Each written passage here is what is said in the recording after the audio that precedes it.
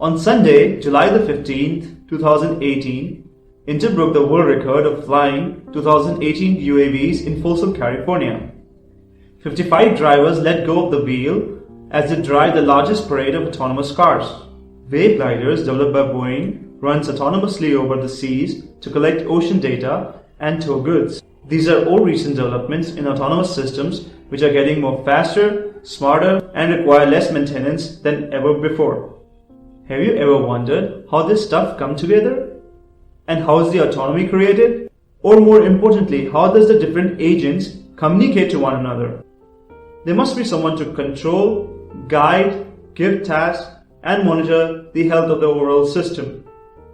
Well, if such questions interest you, then you are at the right place to learn more about them. Because here, we not only will help you create the whole system line by line, but will also explain you further how this system could blend in your working or developing environment. So sit back and relax and let the learning begin.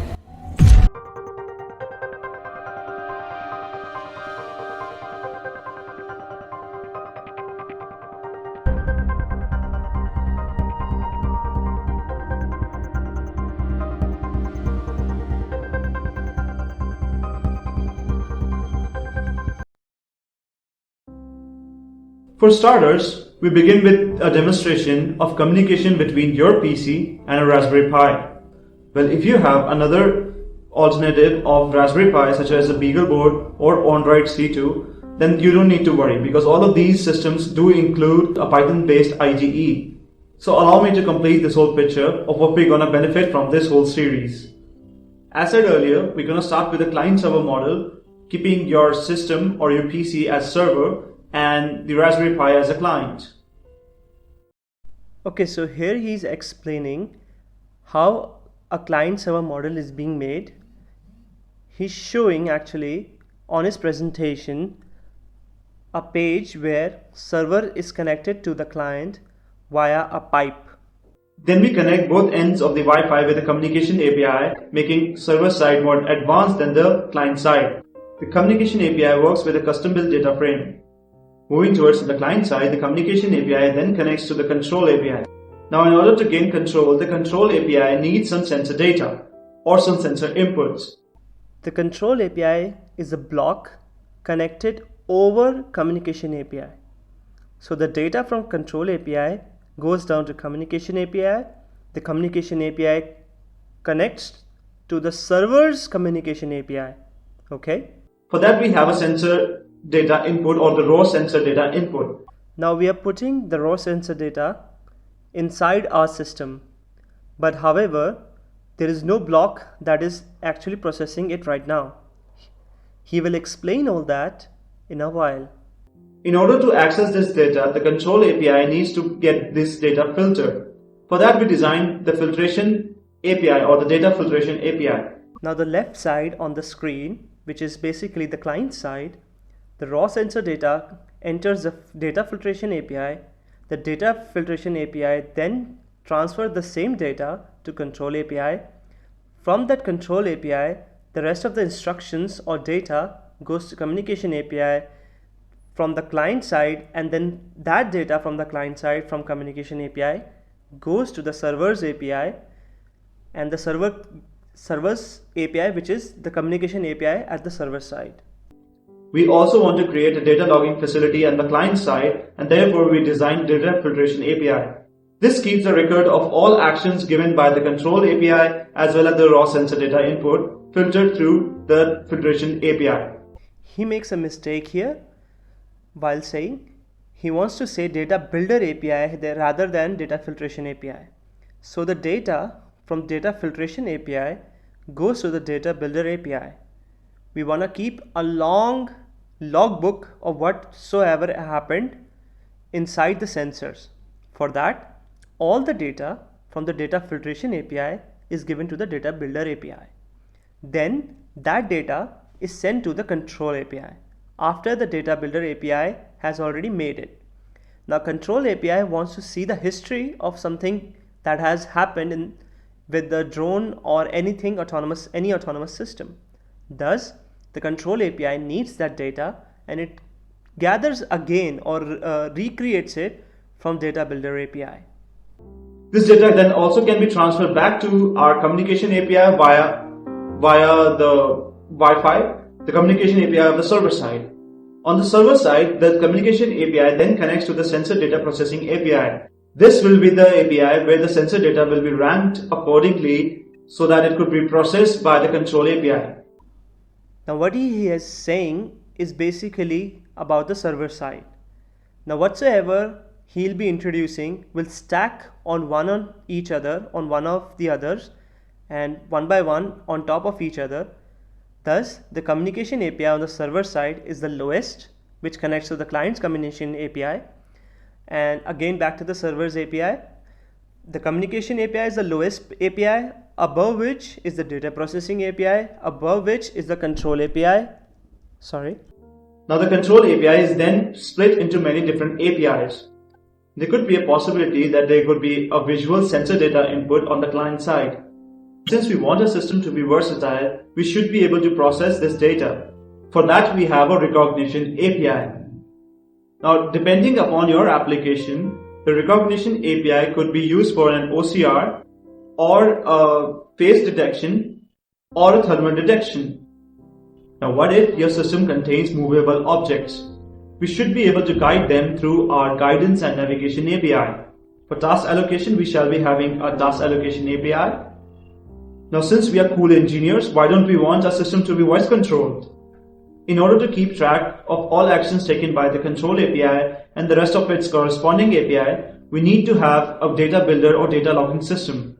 For that, we designed a data logging API. We want our data logging API to be connected with AI API. Now, different parts of control API or the several parts of control API are data logging API, speech processing API, task allocation API, guidance and navigation API, and recognition API. Well, in the presentation, everything is the opposite way as I said. So on the bottom is recognition API, then the guidance navigation, then the task allocation, then the speech processing, and then the data logging. Now, why do we want these APIs to be separated out? Because they are very high processing ends. Thus, it cannot be possible to work on a single API to calculate and create data all at the same time. Thus, we may have different processors. Let's say suppose one processor or one computer is only working on the control API and the rest of the data or recognition is done on another computer, the guidance and navigation done on another computer. That's the reason why we want to divide all our APIs. Okay. Also, the data logging API is connected to the artificial intelligence API. Now, he didn't tell, but there is that the artificial intelligence API is also connected to the control API so that it could upgrade the algorithm running inside the control API as soon as it realizes that the system can be upgraded and can be made more advanced than before. The sole purpose of AI API is to train the system when it is exposed to different environments. And that's the reason why it has 3 different other categories, such as machine learning and neural networks API, the predictive analysis, as well as the SVMs. I do understand that this looks too huge to learn in a single series. That's the reason why everything after the control API on the server side is a whole new series on its own. As we said earlier, we're going to start our code in Python because it is less verbose as well as it is easy to learn as well. And there is a lot of documentation available on the internet. So quickly, we shall start communication between your PC and a Raspberry Pi. Before going into code, I suggest that if you are new to Python and Python communication, please visit the link in the description to learn from start. With that, we start with Python sockets, which are endpoints of a connection and share bytes of data among a pair. Once a cycle is completed, the socket gets destroyed. That implies socket, if closed or shut down, or if a connection is completed, gets destroyed. There are many different types of them. There is a list of all of them in the description, and I recommend you to please go through it after this video. For our purpose, we shall be using few of the types, and I shall explain each one of them as we encounter them in the code. We would first like to know about our IP address, our local IP address. For that we start with command prompt.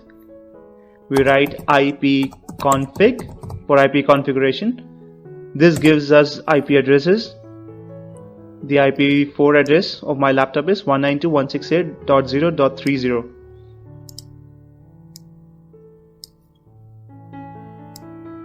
And I'll be using this as my host address as well.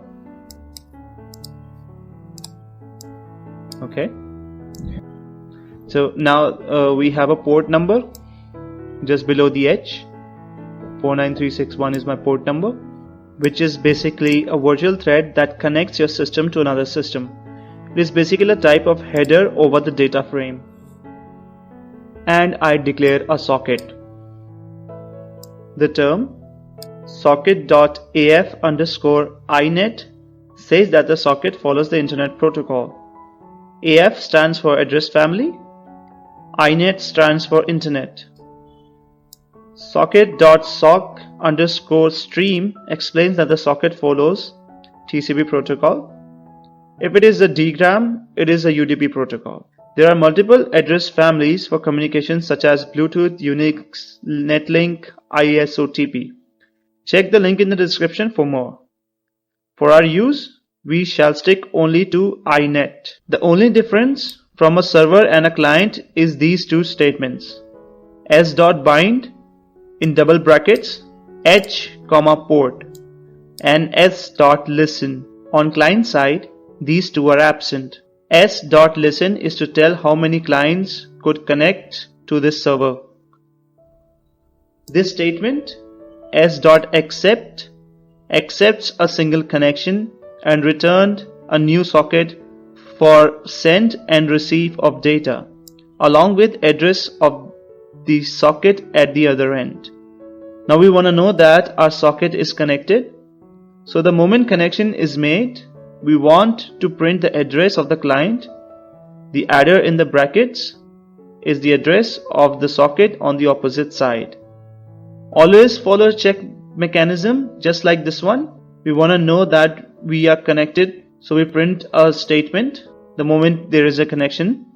Now the next few lines say that with connection, which is basically the new socket for communication, we print connected by followed by its address. The line while true implies for what so happened up there, if it is true, proceed to the following line.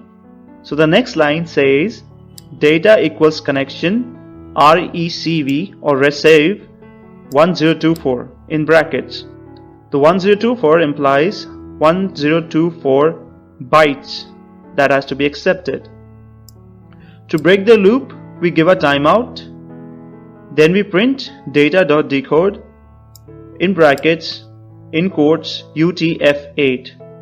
UTF-8 is basically a type of standard for transferring the data, or more precisely textual data. Now conn.sendall or connection.sendall in brackets data implies that connection, which is again a new socket as we said earlier.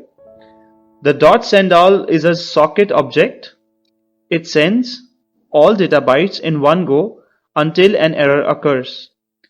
None is returned on success. None is also a kind of data type in Python. On the client side, which is RPI or other SOC computer alternative, we import socket as usual. We then give host's address, which is same as before. We then connect it to the same port as hosted by the host. We then define a socket S as before. As stated earlier, the difference between host and client is this line on the side of client, which is s.connect, okay, in brackets b dash or b hyphen and the connected by the server. So b hyphen implies a byte data type, which is again a defined data type in Python. Okay, default encoding is UTF-8, hence we aren't encoding it in that format. We are not actually writing it down personally. So now .connect and .sendall are again socket objects. .recv or receive is for receiving data, and the moment we receive, we print REPR, wrapper, data in bracket, .decode UTF-8. We want to print what has been received. So we say received and the data which is sent from the host to us. So there you have it. The connection has been made and we see a port number, we see a connection, and so that we complete with our communication between Raspberry Pi and your laptop as a host. Your mini computer, hungry, ate all microchips for a snack, established a good relationship with your computer, and may want to learn more and what else it can do. For that you need to click the link and oblige me to be the host of that event as well. So I hope this video was a feast on your eyes, me taking a leave, collecting information for you to rise.